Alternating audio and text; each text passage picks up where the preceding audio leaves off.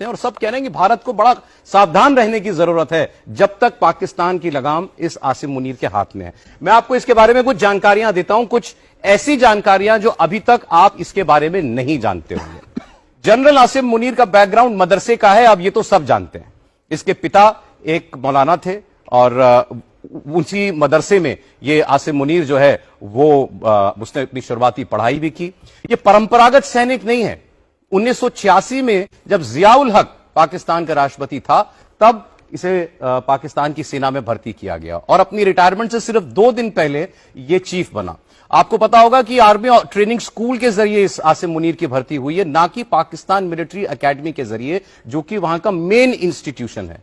इसके पिता रावलपिंडी की मस्जिद में इमाम हुआ करते थे और मुनीर की शुरुआती पढ़ाई वहीं एक मदरसे में भी हुई। तो वहां से ये रेडिकलाइजेशन, पुलवामा का हमला हुआ तो ये आईएसआई का चीफ था। अब ये पाकिस्तान की मिलिट्री इंटेलिजेंस का भी डायरेक्टर रह चुका है। तो 2 खुफिया विभागों का प्रमुख रह चुका है। रेडिकल आदमी है, बहुत कट्टर सोच का है। हाफिज कुरान खुद को कहता है, जब बातें करता है तो कुरान की आयतें बार बार अपनी बातचीत में कोट किया करता है और उसी से दुनिया को पता चला कि यह आदमी बहुत खतरनाक है।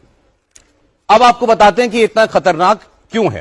क्योंकि यह समझौते पर यकीन नहीं करता, यह सिर्फ और सिर्फ लड़ाई और जंग में यकीन रखता है और भारत के साथ तो हर वक्त। आईएसआई और मिलिट्री इंटेलिजेंस का चीफ रह चुका है, जैसे मैंने आपको बताया। पुलवामा का हमला इसके आईएसआई चीफ रहते हुए ही हुआ था। तो उस लिहाज से पाकिस्तान का जितना आप समझिए कि खुफिया तंत्र है, उस पर इसकी बहुत मजबूत पकड़ है।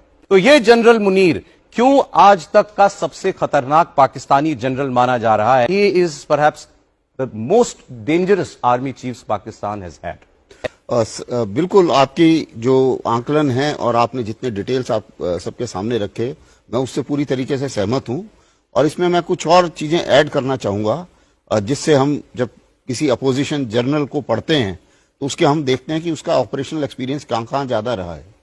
दूसरी चीज ये है कि जैसा आपने बताया, इसकी जो पकड़ है और ये आईएसआई चीफ रहा, 2 इसने अपॉइंटमेंट्स करे हैं, तो जितने भी बहुत उनके काफी साठगांठ है और अच्छी पकड़ है।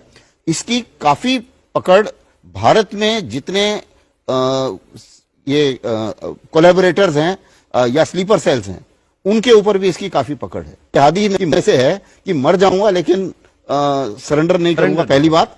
और दूसरी चीज ये है कि समझौते का कोई चक्कर नहीं है।